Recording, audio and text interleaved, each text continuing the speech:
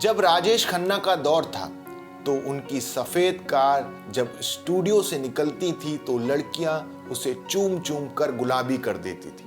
लोग उनके पोस्टर्स को दूध से नहलाते थे। उस दौर में कहा जाता था ऊपर आका और नीचे काका। लेकिन क्या आप यकीन करेंगे कि वही सिक्का चलाने वाला सुपरस्टार अपने आखिरी दिनों में भारी आर्थिक दबाव और टैक्स के मुकदमों से घिरा हुआ था। आज जब हम राजपाल यादव को 5 करोड़ के चेक बाउंस केस में देखते हैं तो वही पुराना सवाल फिर खड़ा होता है। भाई, सालों फिल्मों में काम करने के बाद और करोड़ों रुपए कमाने के बाद इन एक्टर्स का पैसा आखिर जाता कहाँ है? क्या बॉलीवुड में सिर्फ बर्बादी की कहानियां हैं या कोई ऐसा भी था जिसने अपने वक्त में समझदारी दिखाई और किसी के सामने हाथ नहीं फैलाया? इस चकाचौंध के पीछे की कड़वी सच्चाई समझनी है तो भगवान दादा का किस्सा रूह कपा देगा।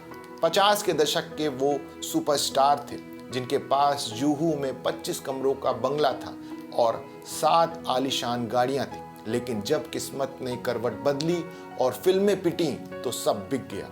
अपनी आखिरी सांसें उन्होंने दादर की एक चावल के छोटे से कमरे में ली। यही हाल शानदार अभिनेता A.K. हंगल साहब का भी हुआ। उम्र भर कैमरे के सामने पसीना बहाया, पर जब आखिरी वक्त आया तो इलाज के लिए पैसे तक नहीं थे। 95 साल की उम्र में वो अस्पताल में पैसों की तंगी से जूझ रहे थे। तब जाकर अमिताभ बच्चन और दूसरे सितारों ने उनकी मदद की। फिल्मों की चकाचौंध के पीछे इसी गरीबी को समझना है तो वेलकम फिल्म के मुश्ताक खान के एक किस्से की तमाम सोशल मीडिया पर चर्चा हो रही है। एक बार फिरौती के लिए उनका किडनैप हुआ था। किडनैपर्स को लगा कि फिल्म अगर 500 करोड़ रुपए कमा रही है तो एक्टर के पास तो कम से कम 10-20 करोड़ रुपए होंगे ही। लेकिन जब मुश्ताक खान ने उन्हें अपना बैंक बैलेंस दिखाया तो वो किडनैपर्स दंग रह गए। उनके पास 1 करोड़ रुपए भी नहीं थे।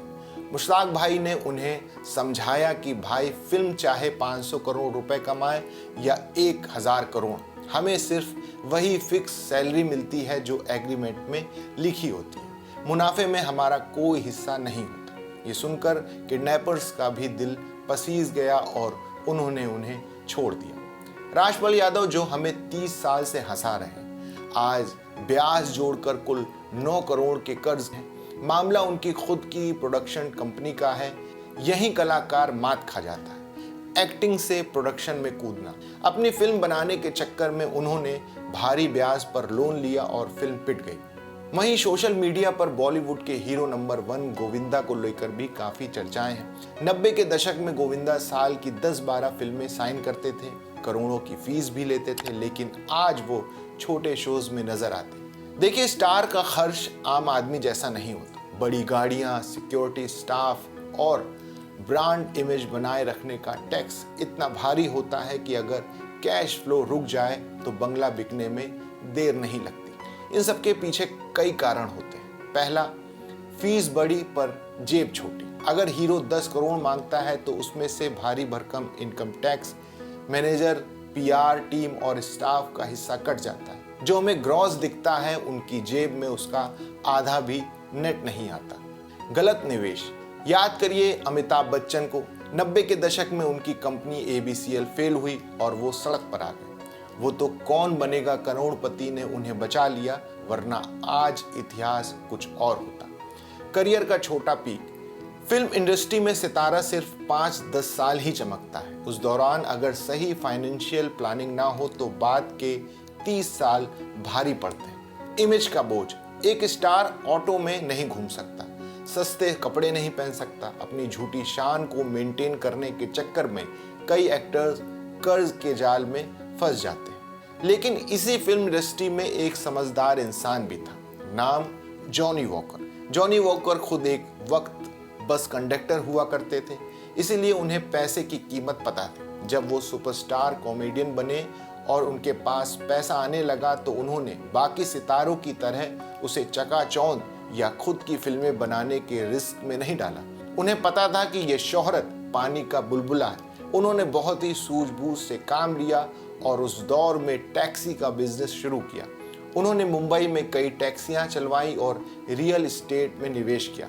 नतीजा ये हुआ, जब उनका फिल्मी करियर धीमा पड़ा तब भी उनका घर ठाट बाट से चलता रहा। उन्होंने अपनी पूरी जिंदगी और बुढ़ापा बेहद शाही अंदाज में गुजारा और कभी किसी के आगे हाथ नहीं फैलाया।